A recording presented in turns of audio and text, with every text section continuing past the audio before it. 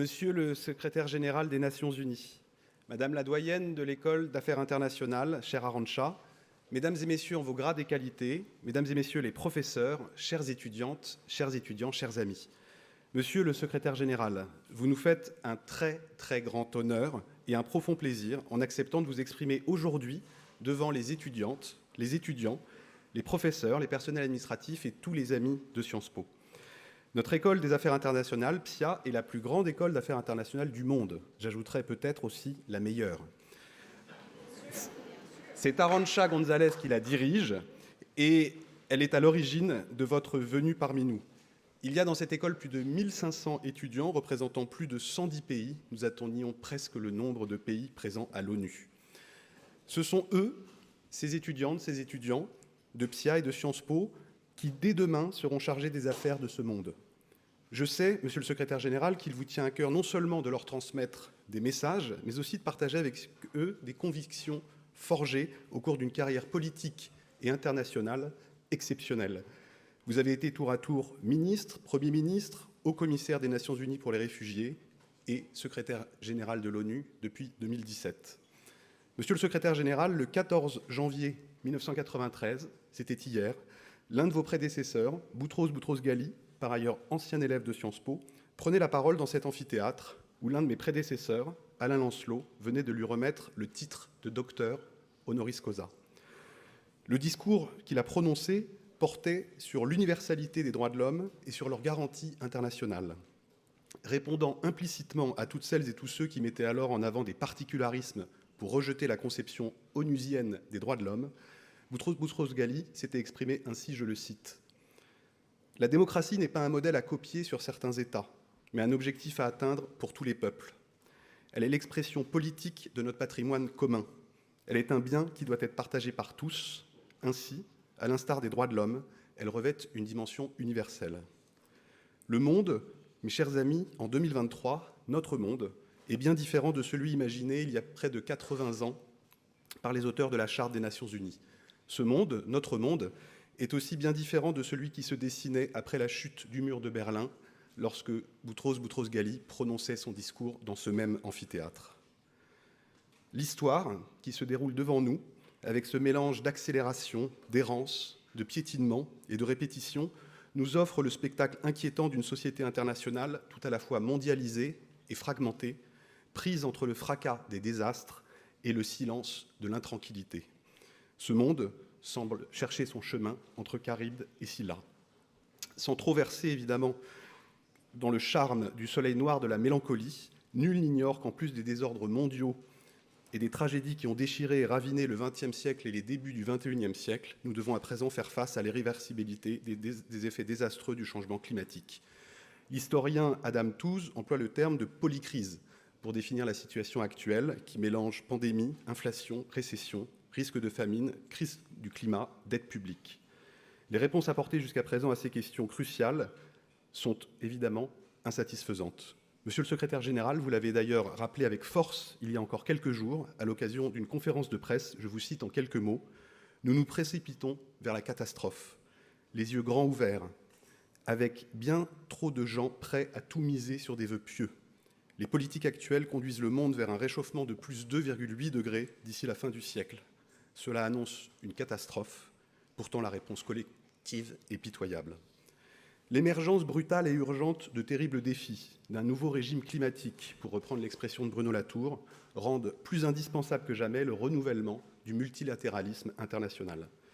Mais nous avons aussi conscience, ici, qu'ils rendent tout aussi indispensable l'adaptation et le renouvellement des formations et de la recherche. Les universités sont des acteurs indispensables, qui comptent et qui doivent compter pour répondre aux grands défis globaux. Sachez, Monsieur le secrétaire général, que Sciences Po souhaite y prendre toute sa part.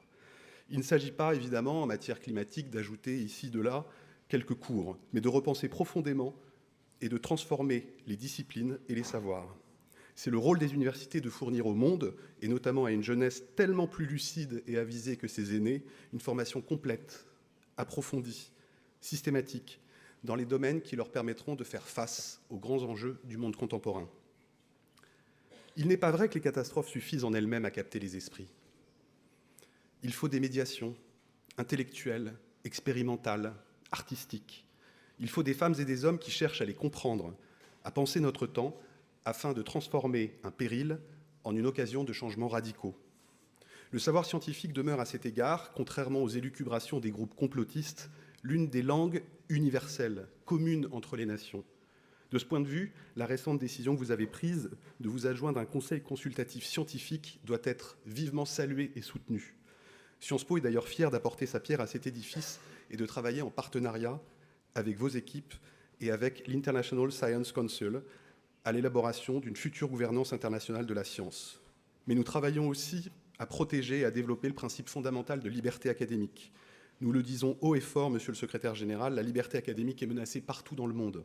La recherche peut être bâillonnée. Des universités sont même parfois obligées de migrer au cœur même de l'Europe.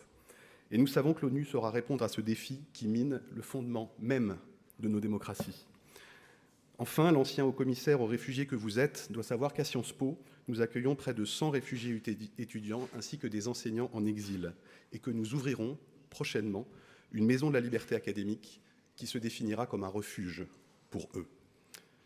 Nous rassemblons ce soir devant vous des étudiants venant du monde entier, de jeunes dirigeants, de futurs dirigeants qui apprendront à travailler ensemble et à construire les sociétés de demain. Comme je vous le disais, Monsieur le Secrétaire général, vous pouvez compter sur Sciences Po, dont la raison d'être entre en profonde résonance avec les valeurs de l'ONU, comprendre son temps pour agir sur le monde. Je vous remercie.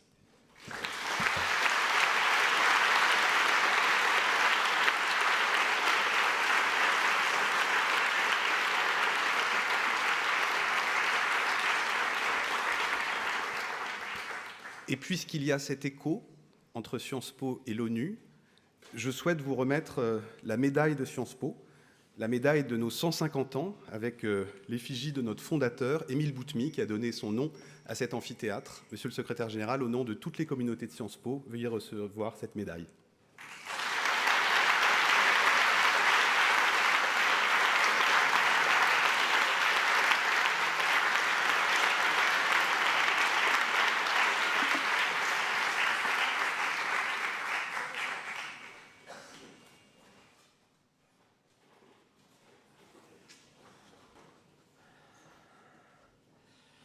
Chers et chers amis, c'est un énorme plaisir d'être ici avec vous.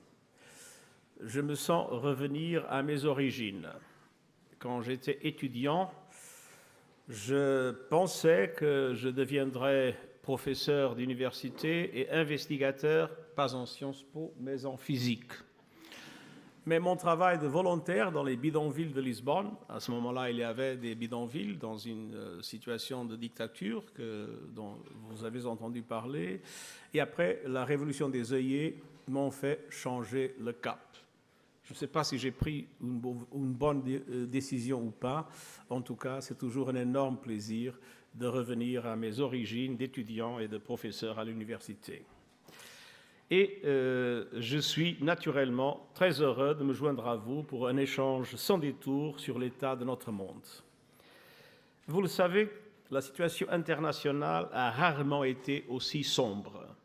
Des guerres qui s'enlissent, une crise climatique fait rage, une reprise économique post-Covid terriblement inégale, un fossé révoltant entre riches et pauvres qui exacerbe la méfiance et les divisions, et chaque jour apporte son lot d'avertissements sur les dangers des technologies non régulées, et force est de reconnaître que nos actions collectives ne sont pas à la hauteur de tous ces défis.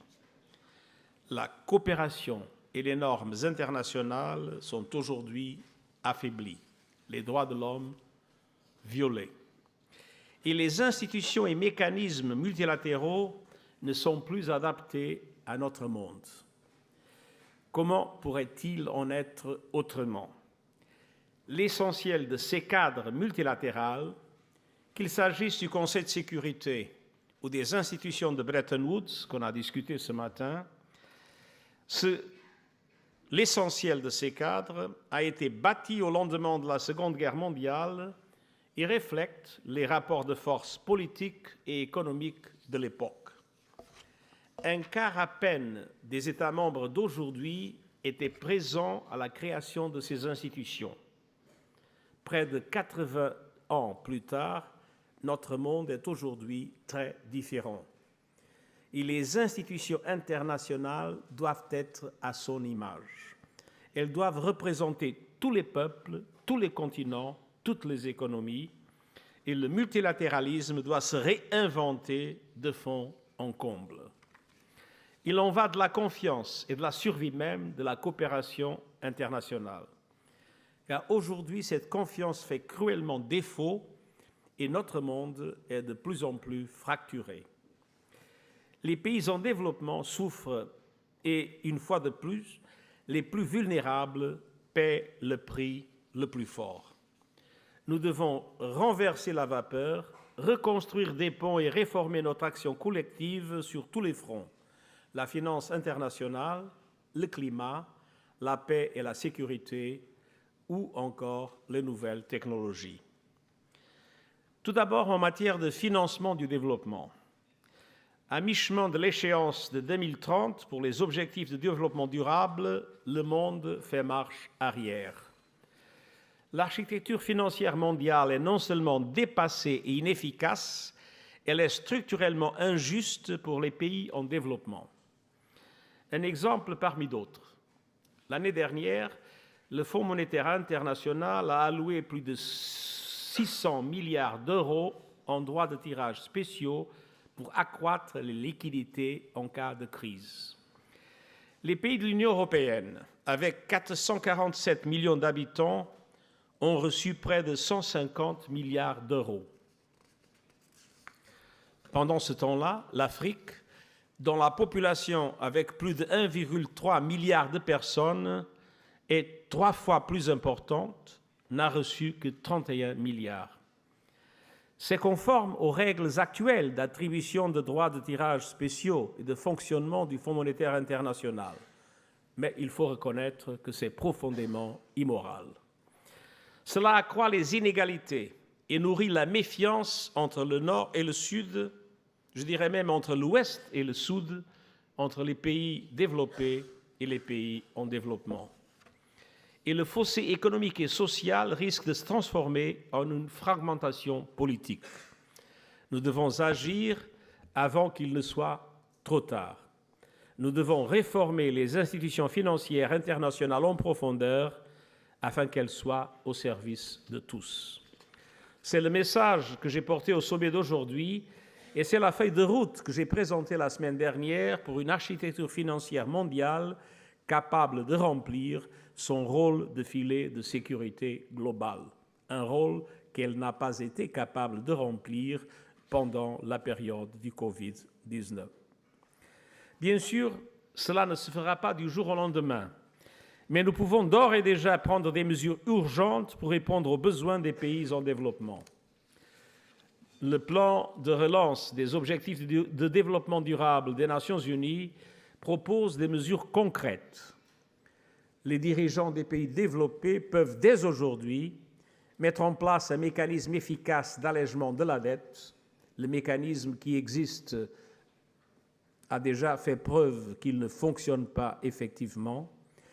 Demander aux banques multilatérales de développement de changer leurs modèles économiques, afin de mobiliser davantage les fonds privés pour le développement durable et l'action climatique, élargir le financement d'urgence en réorientant les droits de tirage spéciaux inutilisés et en recourant à d'autres mécanismes novateurs pour accroître les liquidités au service des pays en développement. Mettre fin dès maintenant aux subventions pour les énergies fossiles et les réorienter vers des usages plus durables dans les pays en développement. Et toutes ces mesures permettraient de faire reculer la pauvreté, de relancer les économies et d'investir dans l'avenir des populations. Nous pouvons et nous devons prendre ces mesures dès maintenant. Il est également urgent d'accroître la coopération internationale en matière d'action climatique. Notre monde se dirige vers une augmentation de la température de 10,8 degrés d'ici à la fin du siècle. Vous savez ce que cela signifie. La disparition de régions entières et une planète invivable pour des centaines de millions de personnes. il nous faut beaucoup plus d'ambition sur deux axes, l'atténuation et la justice climatique.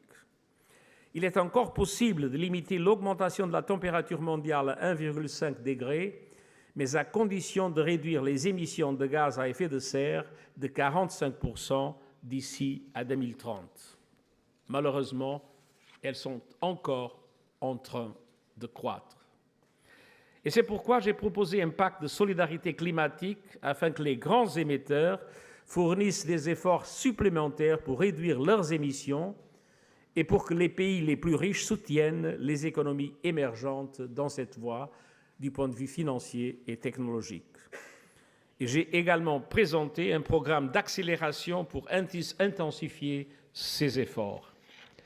Les dirigeants des pays développés, en particulier, doivent tout faire pour atteindre l'objectif de zéro émission nette le plus près possible de 2040 et ceux des économies émergentes d'ici à 2050. Mais pour agir, les pays en développement doivent être soutenus. Et les pays développés savent ce qu'ils doivent faire. Tenir la promesse de mobiliser 100 milliards de dollars en faveur des pays en développement pour l'action climatique, établir le fonds pour les pertes et dommages convenu lors de la dernière COP, doubler le financement de l'adaptation et favoriser les investissements privés et transferts de technologies qui permettront un développement massif des énergies propres dans les pays en développement. Et enfin, mettre en place des systèmes d'alerte rapides afin que chaque personne sur Terre soit protégée des événements climatiques extrêmes. Il en va de la justice climatique et de la survie de notre planète. Dear friends, third, international cooperation on peace and security is at a standstill. The world has entered a new era of geostrategic competition. Widening divisions are leading us towards a bipolar world. And once again, our existing tools are inadequate. The Russian invasion of Ukraine, in violation of the United Nations Charter and international law, is the latest striking example. The Security Council is not only no longer representative of the world, it is often paralyzed, as it is the case in the war in Ukraine. And even the various groups and platforms outside the multilateral system, such as G20, are caught up in these divisions. The world cannot go on like this. It is time to rethink our approach to peace and security. I am therefore proposing a new agenda for peace, which will look at peace as a whole to identify the root causes of conflict and prevent the seeds of war from sprouting. The new agenda for peace will address all forms of threat, taking a holistic view of the peace continuum from prevention, mediation, reconciliation, peacekeeping to peace building and sustainable development, with greater participation of women and young people in peace processes. And we also need a new generation of peace enforcement and counterterrorism operations led by regional organizations, in particular the African Union, but with a strong mandate from the UN Security Council under Chapter 7 of the Charter and with guaranteed predictable funding, also to be able to have adequate accountability, namely in relation to violations of human rights. There is an urgent need for a global ban on cyber attacks on civilian infrastructure and on autonomous lethal weapons. This is, for me, a central question when one looks at artificial intelligence, when one looks at the new weapons that are being developed. To eliminate human agency in the decision to kill is something that we cannot accept in any circumstances. Which brings me to the fourth area that requires greater international cooperation, new technologies. Misinformation, hatred, particularly against women, spread online like wildfire. The business model of social networks promotes and monetizes anger and hate. Some tech companies exploit our personal information and manipulate our behavior with total disregard for our privacy. And meanwhile, some governments use spyware and mass surveillance to control their people, trampling their fundamental rights. These dangerous trends could be multiplied exponentially by artificial intelligence. Humanity is entering a new technological era, but we are far from prepared. Artificial intelligence is challenging our collective sense of reality. Even its creators have called for guardrails before it is too late.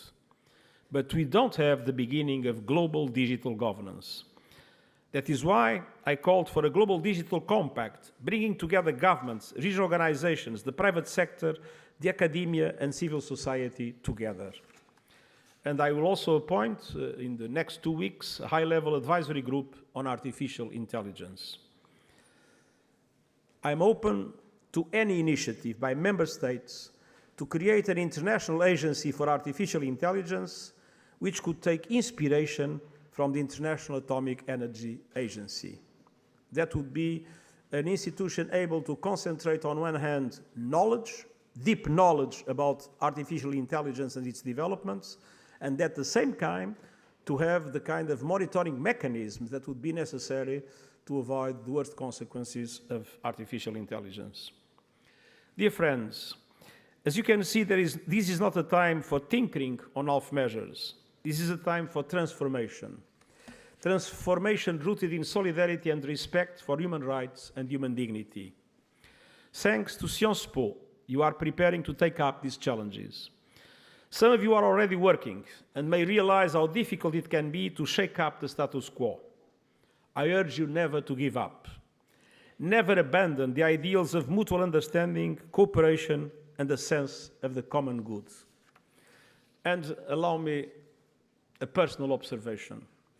When deciding on your career, resist the siren calls of companies that are destroying our planet, that are stealing our privacy, and trading in lies and hatred. They eventually will pay a lot, but that's not the right thing to do. My generation has clearly failed in many respects, especially on the climate crisis. I count on your generation to keep turning up the heat on global leaders, to hold the powerful accountable, to sound the alarm, to stand up for each other, our planet, and human rights, and to build a better future rooted in solidarity, equality, and sustainability. Thank you very much, and I look forward to our discussion in the next.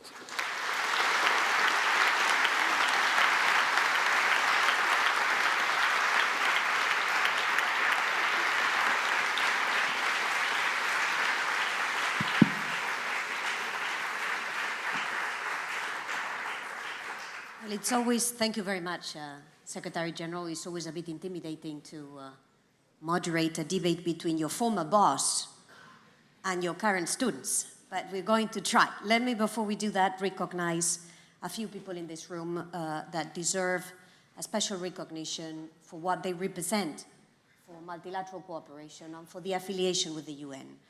Let me recognize Lakhdar Brahimi. Let me recognize Hassan Salameh, founding dean of the Paris School of International Affairs. And let me recognize the Association Française pour les Nations Unies, who continues to carry the flag for the UN in the city. Dear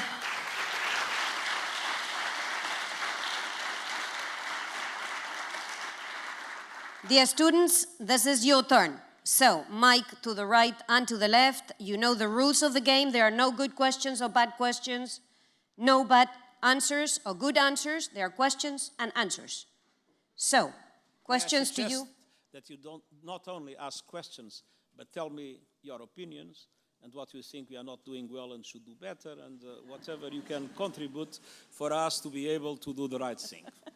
Didn't I tell you that it was difficult to moderate your former boss? All right. The lady over there, please.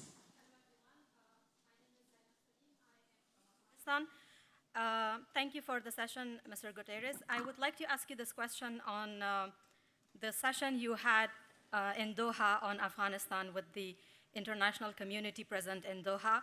The theme of the session was to come to a common understanding of human rights and inclusive governance.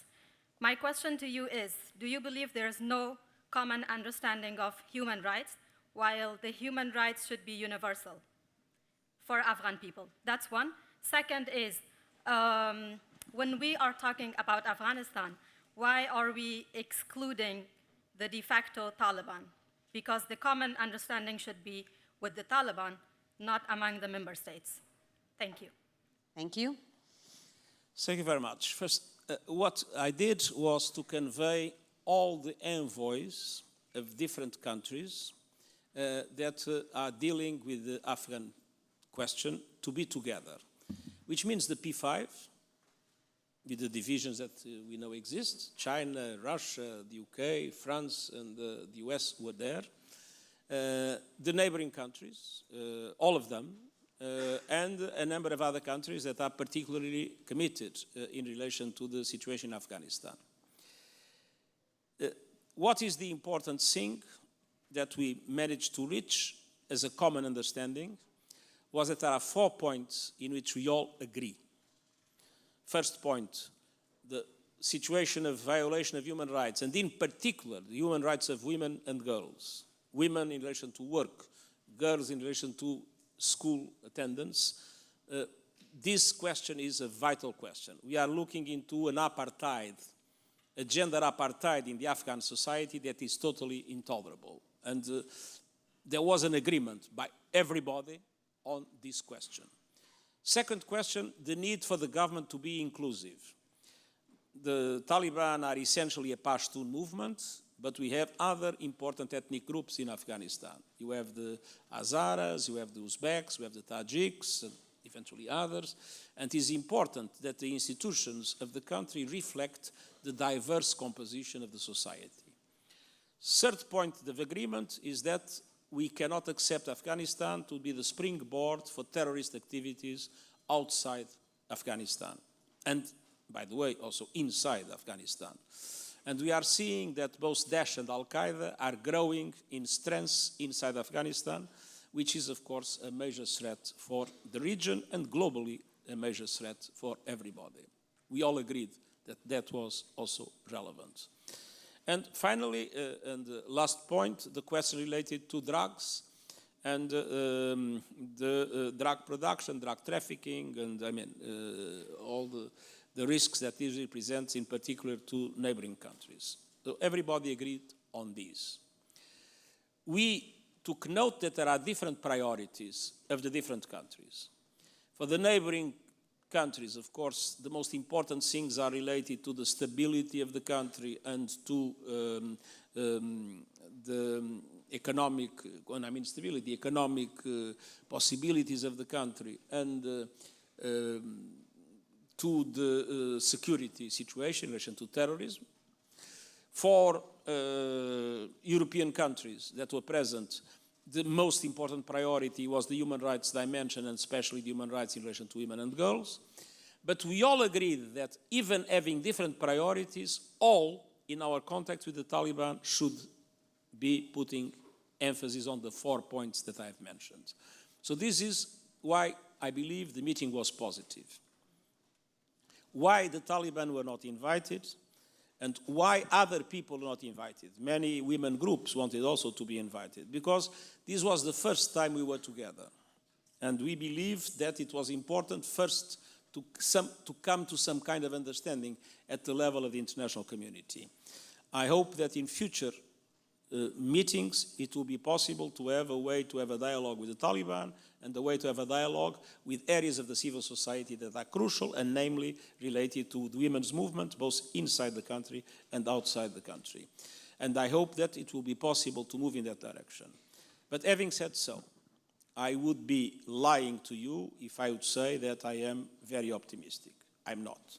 Things are moving backwards. There is a certain economic stability. The level of corruption has decreased, it is true. They are able to collect some taxes that in the past it did not happen. We knew the level of corruption in the past.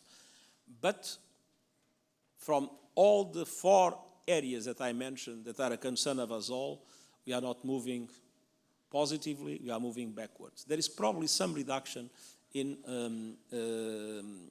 poppy cultivation, but that is the only eventual positive thing. In relation to rights of women and girls, we are still moving each time more backwards. In relation to inclusion, no progress at all. And in relation to terrorism, the situation is getting worse, not better. And the impact on Pakistan is particularly worrying, but also the impacts, the potential impacts of Tajikistan, Uzbekistan, and other countries are relevant. And we had recently serious incidents also in the border with Iran. So, I mean, I'm very concerned. And the truth is that there is not much leverage at the present moment. On the other hand, I think it's important to make the international community understand that humanitarian aid needs to be maintained, and we are doing everything to make sure that we do that aid without discrimination in relation to women. It's a very complicated set of mechanisms that we are putting in place, and namely, I have to say that within the UN, we are starting to bring women to work, and until now, the reaction of the authorities has not been any action. UNICEF has done it, 2 other agencies are doing it. We are testing to see how far we can go. And we also note that in some districts of Afghanistan, things are different. Women are allowed to work in Afghanistan in the private sector, which has a strong Muslim tradition, because the wife of the Prophet was a businesswoman. They are allowed to work in hospitals, they are allowed to work in primary schools, and they are all allowed to work in some public services, a very limited number. But in all other areas, women are completely forbidden to work, and unfortunately, we are seeing a dramatic situation in relation to girls' education. Thank you. Thank you very much. Gentleman over there. Good afternoon. My name is Francisco. I'm from Portugal, and I'm studying the Master in International Governance and Diplomacy. And my question is really short and simple. With 7 years left for the 2030 agenda and many sustainable development goals left to fulfill, what can we do? What can the United Nations, its member states, us as a civil society do? I think more than, we need to vote on the right candidates, on the right parties with the right concerns and hold them accountable. But besides this, what else can we do? Muito obrigado.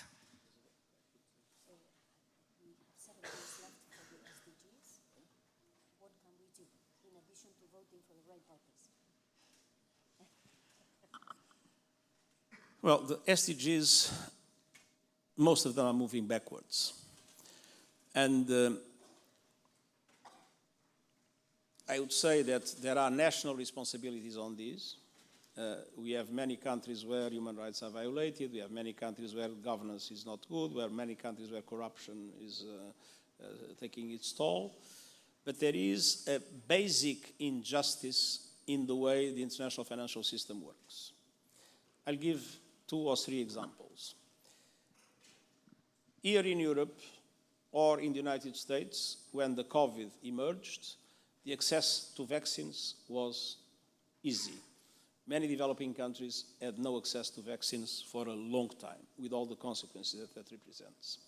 Then, to recover, in the EU, there was a chance to print, I don't know, but more than 1 trillion euros. In the US, several $1 trillion. And of course, developing countries cannot print money, because if they print money, their currencies go down the drain. So there was a basic injustice with developed countries being able to fund the people and the economy to recover, and developing countries that had to increase their debt levels to be able to support their populations. Then we do not see any effective mechanism of debt relief. We have 52 countries on the verge of collapse, financial collapse, either already unable to pay or close to that. There is no effective mechanism of debt relief. There was a framework that was established by the G20 2 years ago. Until now, 4 countries were involved and only 1 was solved. Then there is no concessional funding for middle-income countries that are particularly vulnerable, for instance, for climate. Small island development states that are paying an enormous price because of the impacts of climate change. On the other hand, they had tourism that for 2 years has disappeared. These countries cannot receive concessional funding because they are considered middle-income countries. And I could go on and on. I spoke about the SDRs.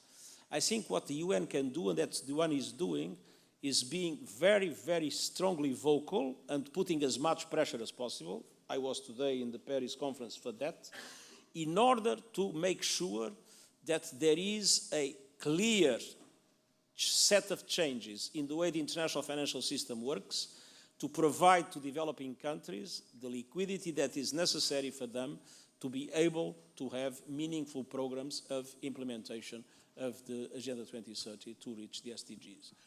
With the basic injustice of our international financial and economic system, it will be practically impossible for developing countries to overcome this challenge.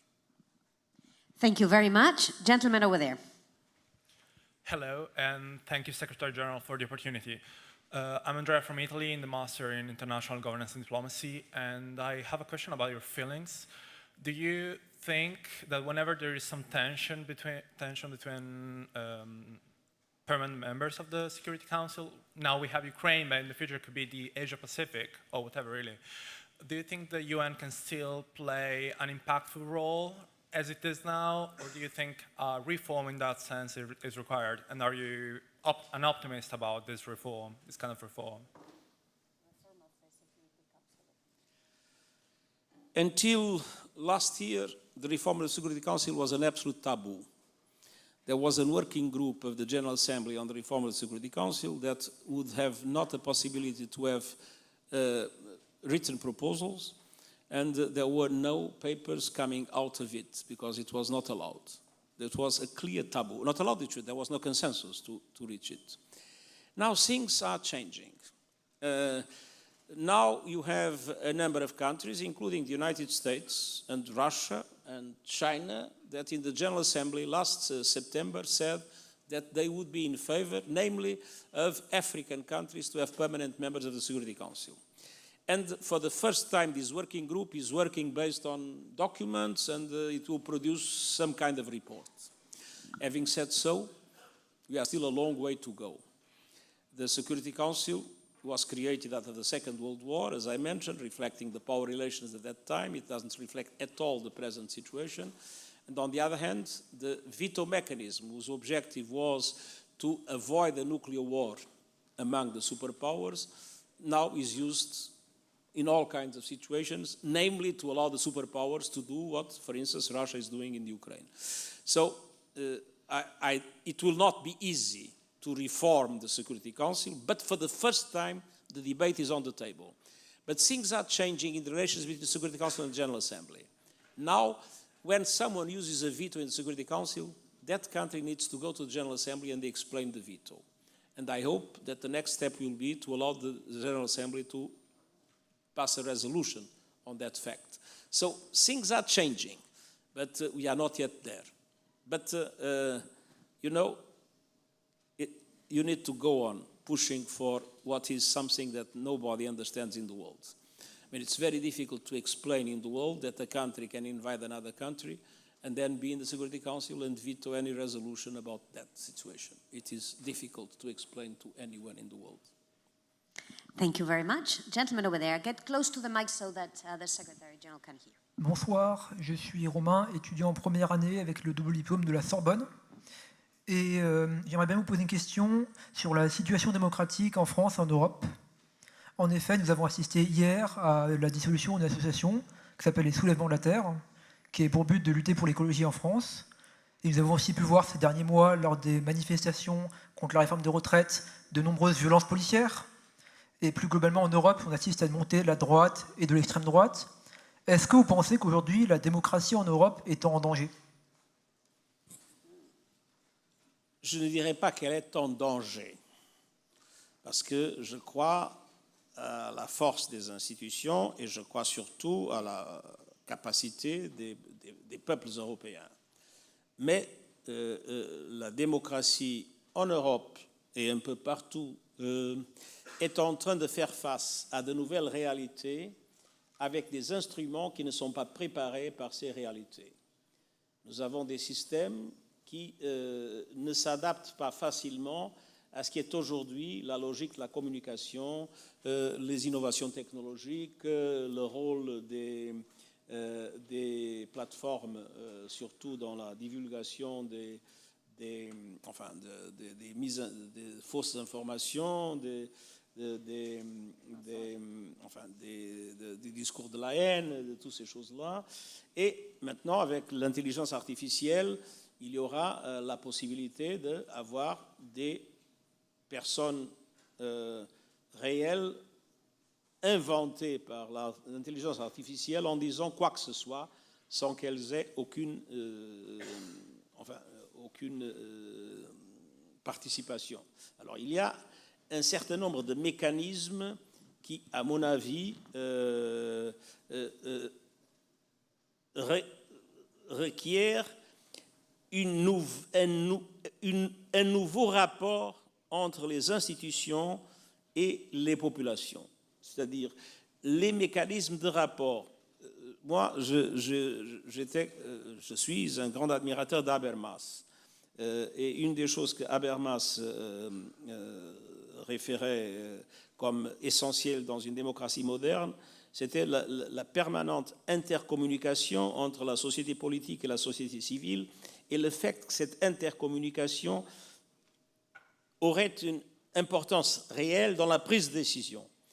Alors, cette logique d'intercommunication est brisée par les nouvelles technologies. Il nous faut réinventer le rapport entre le système politique et la population, et là, les jeunes, je crois, ont un rôle essentiel à apporter pour que cette confiance soit rétablie. Alors, je crois qu'il n'y a pas un danger imminent, mais je crois qu'il faut réfléchir sérieusement à la façon dont les institutions et la société ont une actuation mutuelle qui puisse renforcer la confiance et la crédibilité des institutions démocratiques.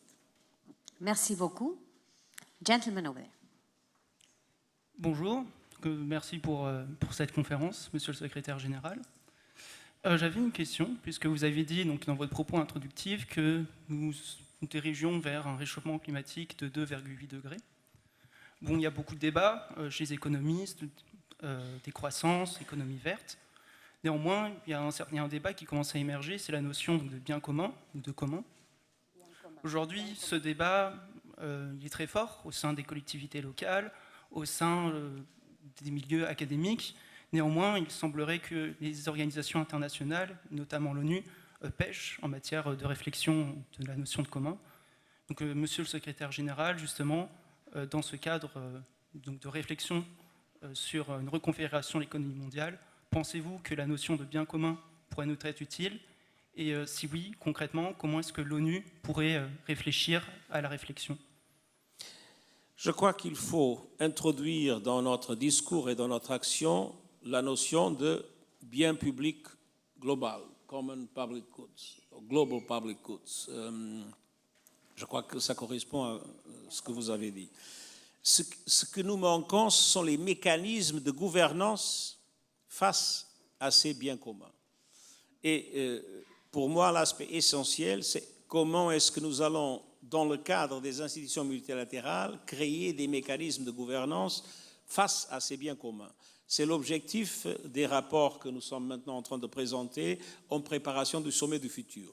Et on a présenté déjà un certain nombre, je crois qu'ils sont à l'Internet, vous pouvez dans un certain nombre de domaines où la question qui se pose est comment réinventer les mécanismes multilatéraux de gouvernance face à la nécessité de tenir compte qu'aujourd'hui, il y a des biens publics globaux dont la défense et le développement doivent être garantis. Merci, merci beaucoup. Gentleman over there.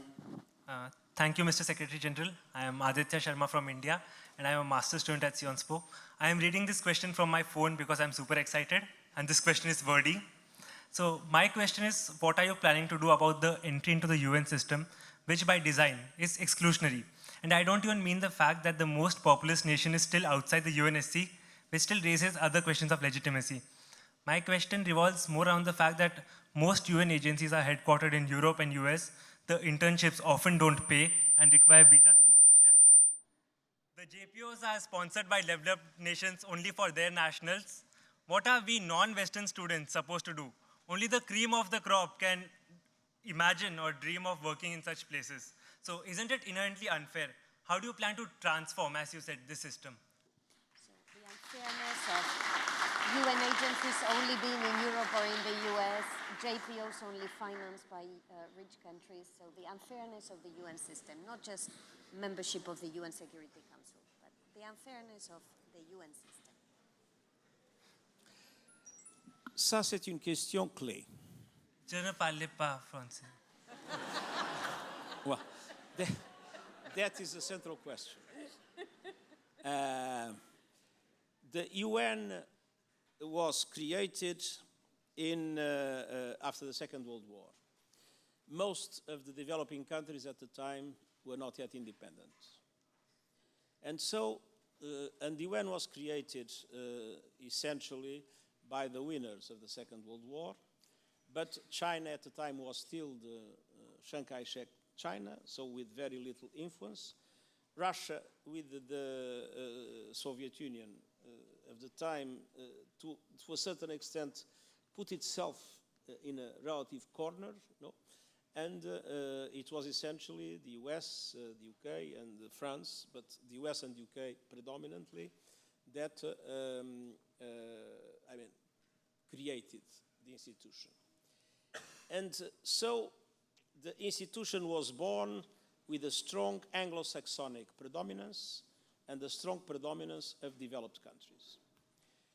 And when I came to the UN, one of the things that was for me very clear was that we had, namely at the level of direction of the different agencies, but also at the technical level, a strong predominance of the so-called Western European and others group. A relatively positive presence of Africans, Latin Americans much less, and Asians even less. And one of the things we are trying to do, and this is part of our, on one hand, gender parity policy, which we have already achieved at the top levels of the organization, and we have one about regional diversity policy, which is to correct this predominance in order to have the Global South much more strongly represented at the level of the leadership of the different agencies, and at the level not only of the leadership, but also of those that organize the policies, define those policies. So this is a real problem, and it's a problem we are not only taking into account, but we are actively engaged in rebalancing the organization to make it, together with its agencies, a truly universal organization in which all parts of the world can feel equally represented. We are not yet there, but I think we are moving in that direction. And if you look at the level of the senior leaders of the UN, you'll see that we have already reached this kind of regional diversity. Going down, it takes time, but we will get there. So, gentlemen, there is hope. Take it back with you. There is hope. And you were there, and you are a witness of this. I'm a witness. I was going to say I'm a victim, but I shouldn't say that. The lady up there, please. Good afternoon, Mr. the Secretary General. Good afternoon, everyone. My name is Binti Majida Said, and I come from the island of Mayotte. For those who don't know where Mayotte is, don't worry. It's actually an island between Madagascar and the east coast of Africa. And for 40 years, this island is claimed by the Comorian government at the United Nations, despite of the choice of my people to stay in the French Republic. This choice has been confirmed by 3 referendums. The first one in 1974 by the consultation of the people of the archipelago. Then in 1976 by the second consultation of the people of Mayotte, and more recently in 2009 for the departmentalization of this island. And at each referendum, the population has come out strongly in favor of a French Mayotte. In the more recent referendum in 2009, the vote came out as 90% of the population want to be part of the French Republic.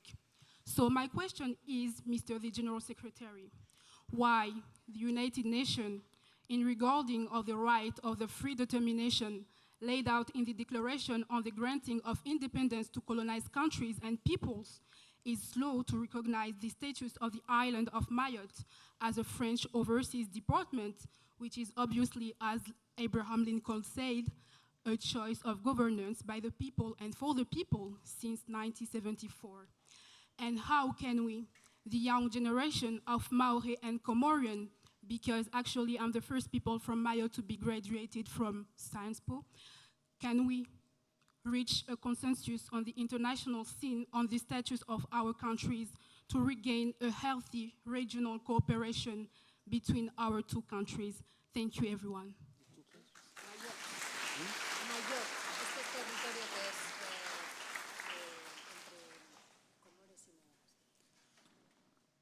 Well, the General Assembly has a resolution that considers Mayotte integrated in the Comoros.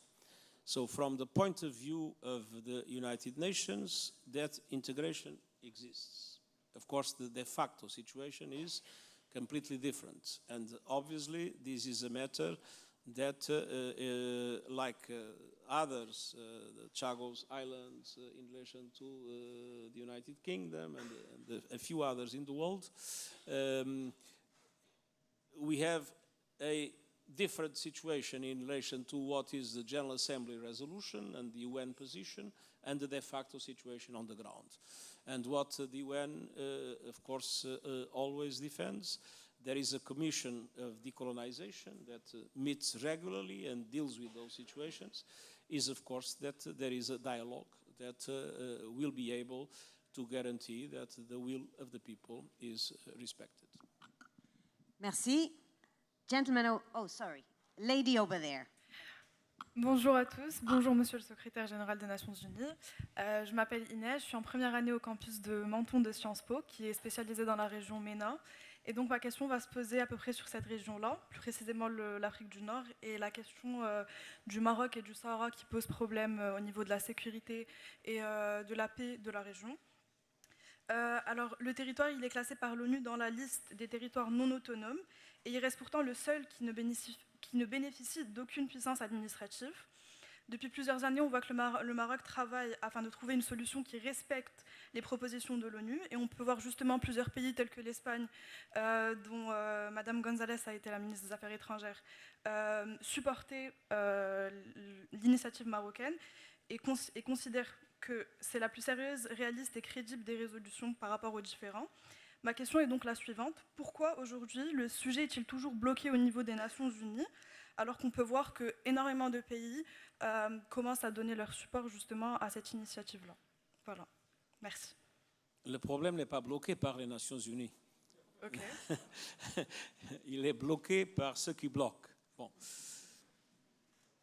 La situation du Sahara occidental a été créée au moment où l'Espagne a abandonné le territoire, et l'Espagne a fait un accord pour que le territoire soit partagé entre le Maroc et la Mauritanie sans aucune autodétermination. Oui. Après, la Mauritanie a compris qu'il y avait des problèmes et est sortie, et le Maroc a établi sa présence dans l'ensemble du territoire. Mais naturellement, il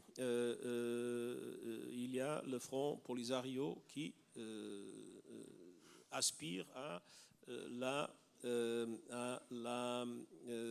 l'indépendance du territoire. Bon, les Nations Unies ont deux actions. Une action qui est orientée par mon envoyé spécial, Stéphane de Mistura, qui essaie d'avoir un accord entre le Maroc et le Front Polisario pour trouver une solution. Le Maroc considère que la solution est dans le cadre de la souveraineté marocaine par l'autonomie. Le Front Polisario considère qu'il y a un droit à l'autodétermination qui doit être résolu par le biais d'un référendum. C'est une division qui, jusqu'à présent, on n'a pas réussi à surmonter. On a essayé plusieurs formes d'action pour générer la confiance. Moi-même, quand j'étais haut commissaire aux réfugiés, on organisait des voyages d'avion pour que les gens puissent visiter leurs familles entre les camps de réfugiés et ceux qui étaient dans le territoire. Mais la situation reste bloquée. Les deux positions continuent complètement séparées.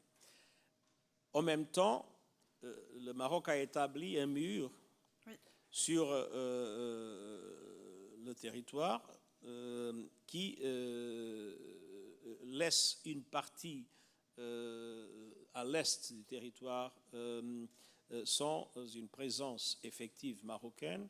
C'est là que le Front Polisario s'est établi. Et nous avons une force de maintien de la paix, la MINURSO, dont l'objectif est d'éviter qu'il y ait une confrontation.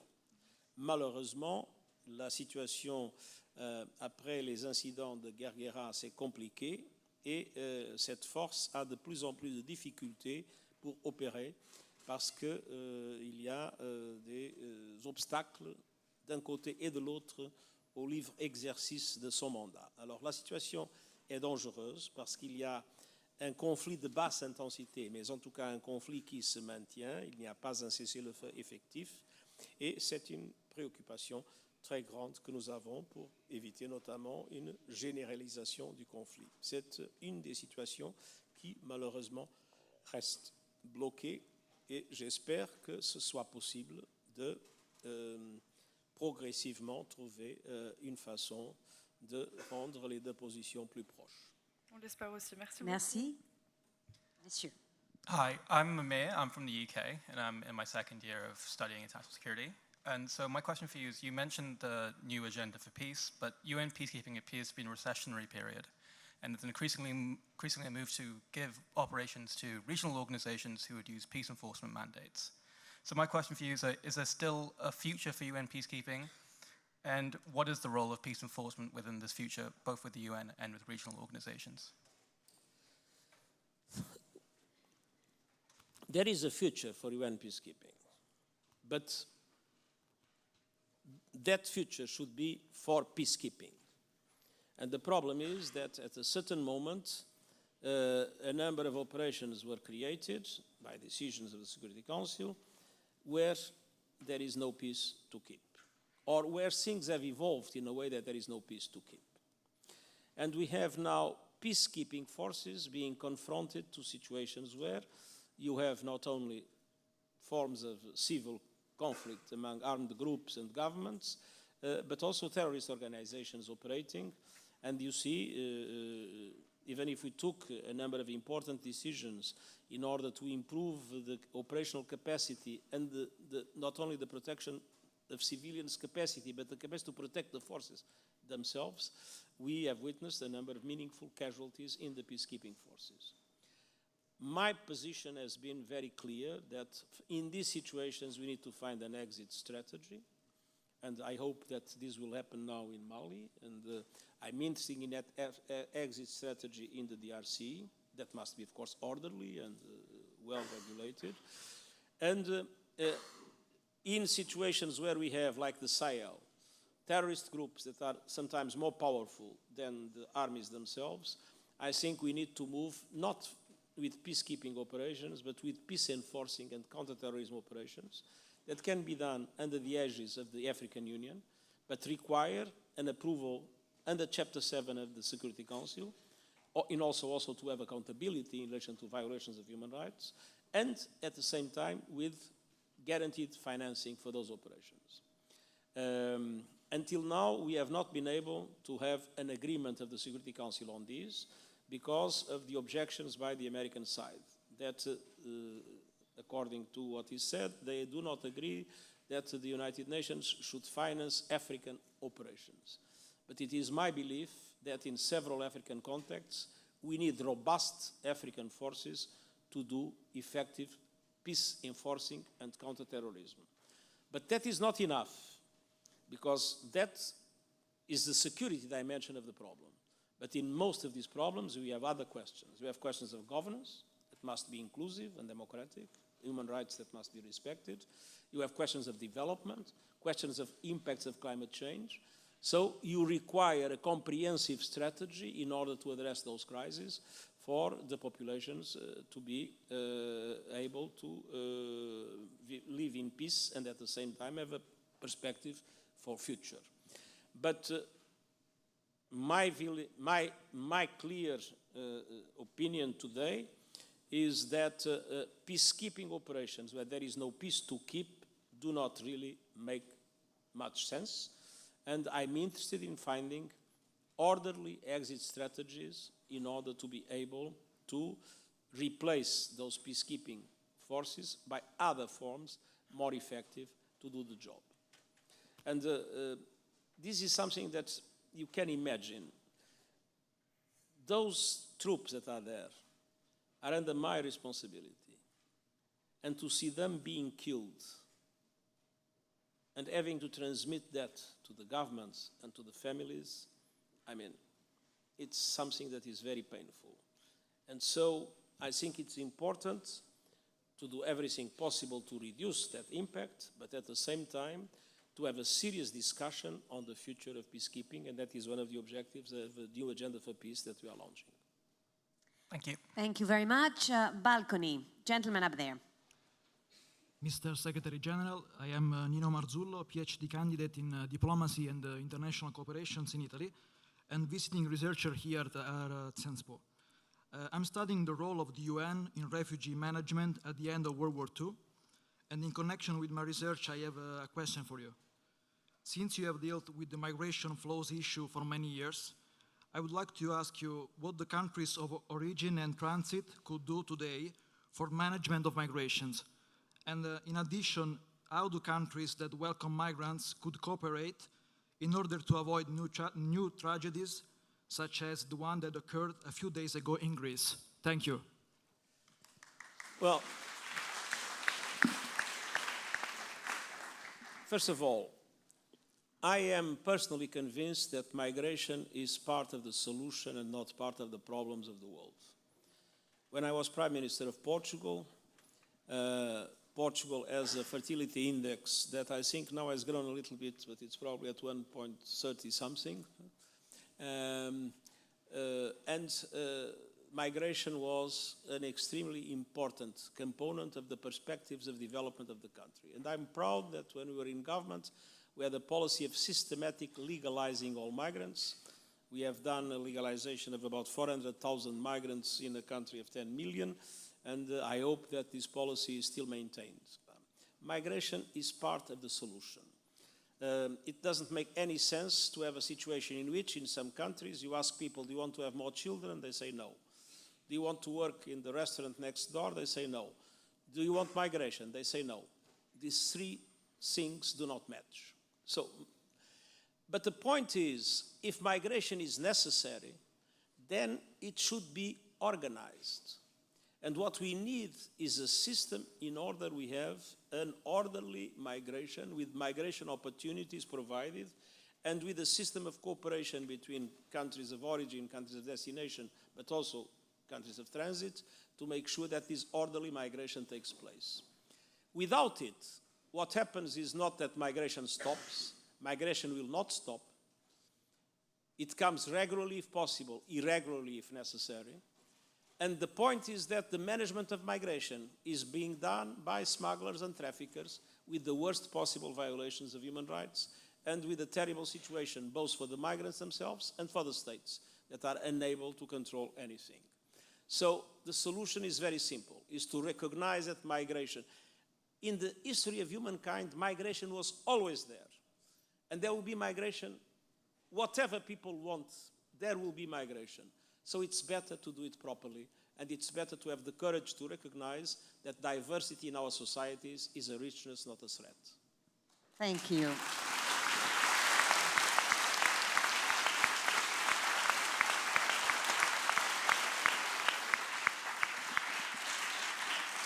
We go to the left now. Okay. First of all, thank you for being here, Mr. Secretary General. And I'm a student at CIANSPO, but I'm also a LGBTQ rights activist. And very often, I feel like this war is unwinnable, and it gets me really frustrated because I'm not sure that I'm making like a difference while my community is constantly suffering. So on a similar note, I want to ask you something more personal. In your role as Secretary General, have there been moments when you felt powerless in the face of the global issues you are tackling? And if so, how have you navigated those feelings?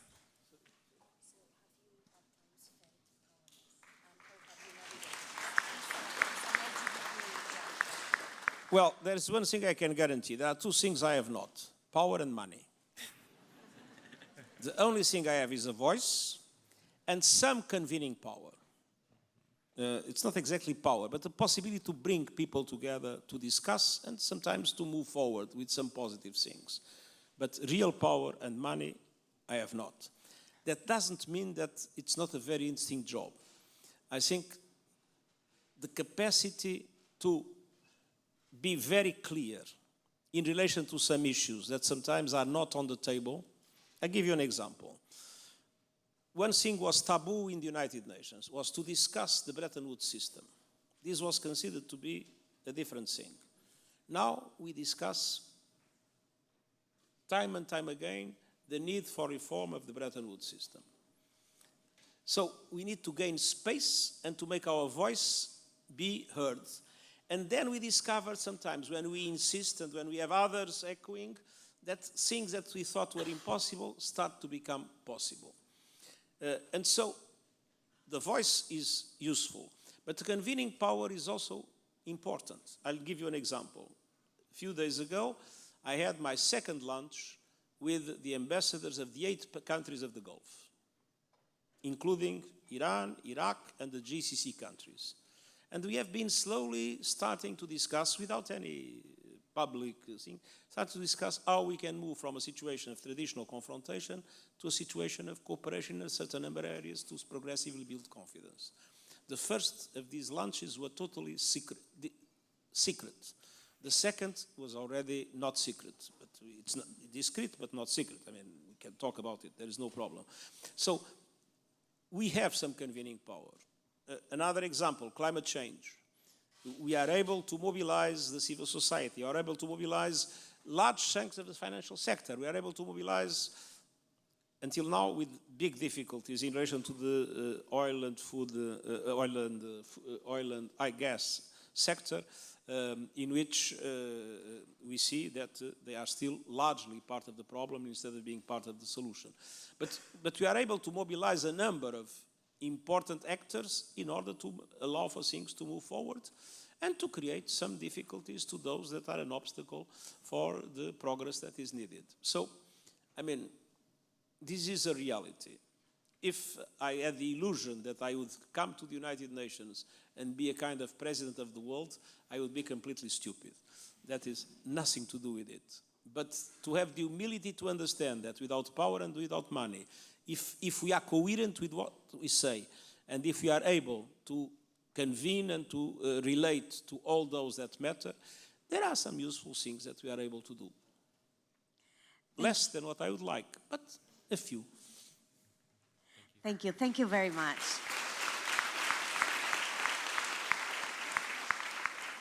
So I guess that for you too, the message was keep going.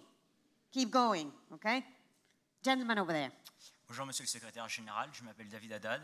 Je suis en première année sur le campus de Reims dans le programme Europe-Afrique. Alors voici ma question qui concerne le continent africain que vous avez évoqué dans votre propos introductif.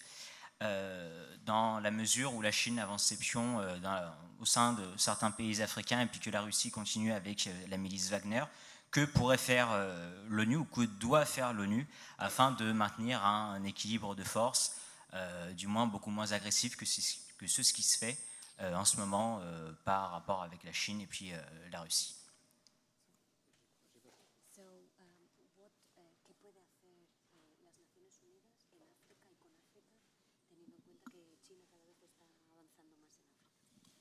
Well, what the United Nations must do is to act with the African countries in order to support the African countries to take the best possible profit of those that are investing in Africa, be it the Chinese, be it the French, be it the Americans or whoever else, and to use the competition among these countries to the benefit of the African countries. And this is what I believe is our role. I mean, our role is to support. We have country teams. Those country teams are at the disposal of governments and are helping governments to negotiate with China, but also with Western investors and other investors to negotiate to get the best possible impact of those investments, which means to avoid corruption, which means to avoid invest in areas that are not sustainable, which means avoid to invest in areas that are not sustainable, which means to negotiate well the financing of the projects, and a number of other things. And the problem of the African countries is not excess of investment, is lack of investment.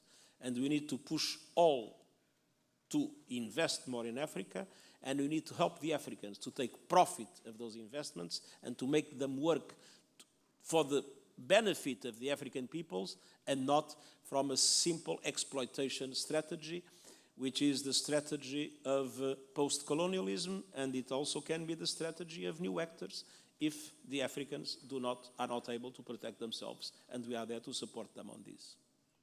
Merci. Up there, balcony. Bonjour Monsieur le Secrétaire Général, je me présente, je suis un étudiant en Master Affaires Européennes à Sciences Po. Je rejoins ma collègue, moi je viens de l'île de la Réunion, je suis allemand aussi, et vous avez parlé de développement durable tout à l'heure, des questions de réchauffement climatique. Moi je voudrais porter votre attention sur la place des petits territoires, des petites îles, je pense notamment dans le Pacifique, mais aussi dans l'océan Indien ou dans les Caraïbes. Quelle attention portent les Nations Unies sur ces petits territoires qu'on pense souvent délaissés, même si certaines îles sont françaises, on connaît tous l'outre-mer français, mais un rapport récent du GIEC pointe aussi le fait que même des outre-mer français d'un pays développé vont être directement touchés. Là, à La Réunion, on a de la chance, on a des sommets de 3000 mètres, on sera moins touchés, mais que va faire les Nations Unies pour ces petits territoires? Une dernière chose, dans l'océan Indien, on a aussi une organisation internationale qui s'appelle la Commission de l'océan Indien.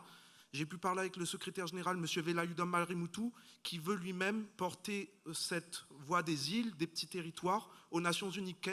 Quelle est la position des Nations Unies aujourd'hui sur cette question que je pense essentielle aussi par rapport aux enjeux futurs de réchauffement climatique? Merci beaucoup.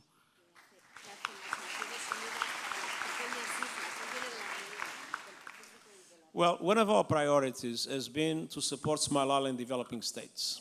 I was today with Mia Motley in the morning meeting, and this is an area where I've been particularly active.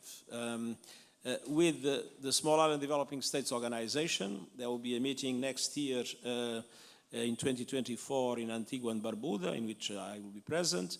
With the CARICOM, I will go to the CARICOM summit in less than 1 month's time, and with the Pacific Island Forum that I already visited and with which we have a permanent contact. Basically, these countries have two kinds of problems. Problems related to climate change, in which they are the first victims without having given any contribution for that. And some of them particularly vulnerable. 3 countries, Tuvalu, Kiribati and Solomon Islands, risk to disappear if the rising level of water goes on accelerating as it is. But most small island developing states are having dramatic impacts with hurricanes, with the rising level of waters, with, all kinds of negative impacts. And second, and so we are actively engaged in increasing the support of the international community to investments in adaptation in these countries to build resilience of the populations and of the societies. But second, we are extremely active in relation to the financial questions. Most of these countries are middle-income countries. Because they are middle-income countries, they have no access to debt relief and they have no access to concessional funding. And this has been one of our strongest battles, and even today I was very strongly insisting on the need to make sure that middle-income countries that are particularly vulnerable to climate have not only effective debt relief, but have, namely, for instance, with swaps between debt and investments in building resilience and other mechanisms of debt relief, but they also must have access to concessional funding in relation to the investments that are important to reduce their vulnerabilities. So we have been very active in all those aspects. We are in very close contact with the small island developing states in general, Caribbean and Pacific, but also some in the Indian Ocean. And this is, for me, a very, very important priority because, international financial institutions, if they would be smart on understanding the problem of these countries, with relatively few resources, we could solve the problems of about 40 countries in the world. And this would need some, I would say,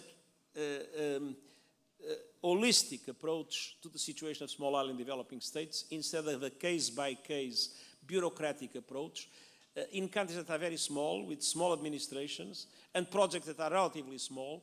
And so the mechanisms of our international financial system are not the adequate even the Green Climate Fund is not working properly for these states. So we are extremely, extremely engaged in making pressure in order to have the international community assuming a different kind of responsibility in relation to these states. Merci beaucoup. Lady over there. Thank you so much. Thank you again for making up the time for us. I'm Victoria, I'm the master's student in international development, and I'm an Ukrainian. And as a Ukrainian, I could clearly see how the opposing interests of the parties within the UN could obstruct the mere opportunity of enforcing any kind of decision taken. And countries feel it by abstaining from voting in the UN General Assembly. Students clearly feel the lack of agency that UN is facing now more than ever. But since we are not able to get this information from anywhere else, I was wondering, what is your vision to circumvent this opposition of political interests, if there is any? And how could you make UN the actor with the agency? How would you make the UN an actor with agency? Acting? An actor with agency. Well, we are doing our best. Maybe it's not enough, but we are doing our best. First of all, we are very clear in relation to the positions of the UN in relation to what happened.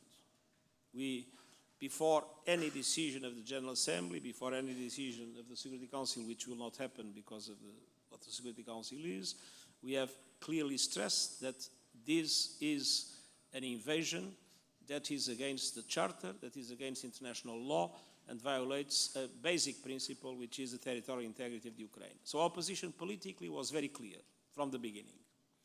Second, we have a huge humanitarian operation in Ukraine, probably our largest in the world. And we have mobilized all our agencies to do everything possible, and I believe that they are doing, and I've seen it, going there already 3 times, I've seen that work in place. It is happening. Third, we were not involved in peace negotiations because peace negotiations until now have not been possible. And it would be naive to think that I could all of a sudden come there and solve the problem from that point of view. There will not be meaningful peace negotiations, as you know. The Ukraine is very clear that its territorial integrity must be respected and Russian troops must leave the country. Russia insists on keeping the occupied areas that they occupied. So the moment is not a moment in which peace negotiations are possible. But we have been very active in relation to the areas where we can have a dialogue to the benefit of the Ukrainian people and the benefit of the international community. As far as I know, there was only one agreement that was established until now in relation to Russia and Ukraine, and that agreement was brokered by the UN, and it was the Black Sea Grain Initiative. And the Black Sea Initiative has represented for the Ukraine an export of more than 30 million tons, and with an income that usually, now it has slowed down because the Russians have complicated the process of inspections, but it was at a level of $1 billion per month. So this is some agency. It's not everything. We would like to do more, but this is some agency. Then if you recover Azovstal in Mariupol.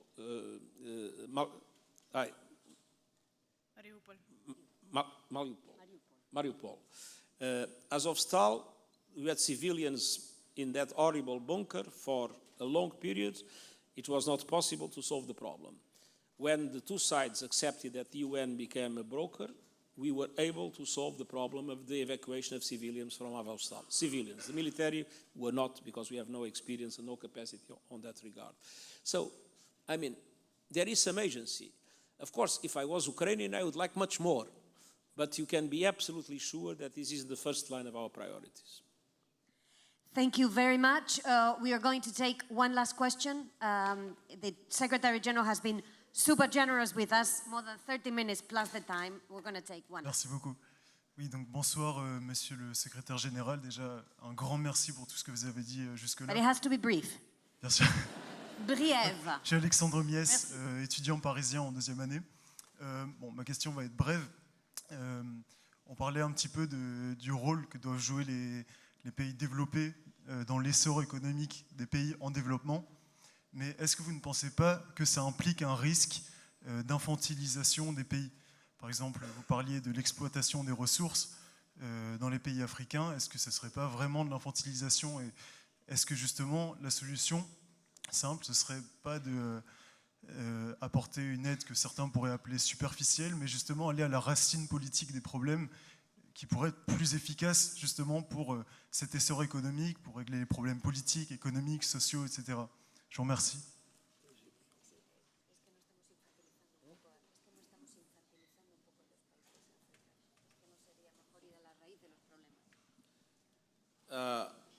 I must tell you, I have a lot of respect for African countries. I come from a colonial power, Portugal, and I'm in another colonial power, France. No? And I am aware of what colonialism and slavery have represented for African countries. So I think that we need to have a lot of respect and a lot of understanding for all the challenges and difficulties that countries that have emerged when international multilateral institutions were already in place and that have faced an international system that is largely an obstacle to their development. So I take very seriously this question, and I think it is the duty of the international community to support the African continent. And I think it is the duty of the countries that have relations with Africa to organize those relations in a way that is not a logic of exploitation of natural resources, with very little, except sometimes pollution, staying in the country, and to really support a process of industrialization and modernization of African societies. But I have to tell you that when one looks at the African Union, when one looks at the project of a free trade continent in Africa, and when sees a number of very important initiatives by several African countries, I take very seriously the presence of Africa in international institutions, and namely in the UN and in the other multilateral fora that exist. So I don't think we are infantilizing Africa. On the contrary, I'm taking Africa very, very seriously. All right, so this dialogue has come to an end. Clearly, there were 1,000 many more questions that we would have liked to put to the Secretary General. Donc, ça sera une excuse parfaite, Monsieur le Secrétaire Général, pour vous réinviter à nous rejoindre à Sciences Po. Si pas comme Secrétaire Général, vous aurez toujours votre place comme professeur émérite. Merci beaucoup. Give him a big applause.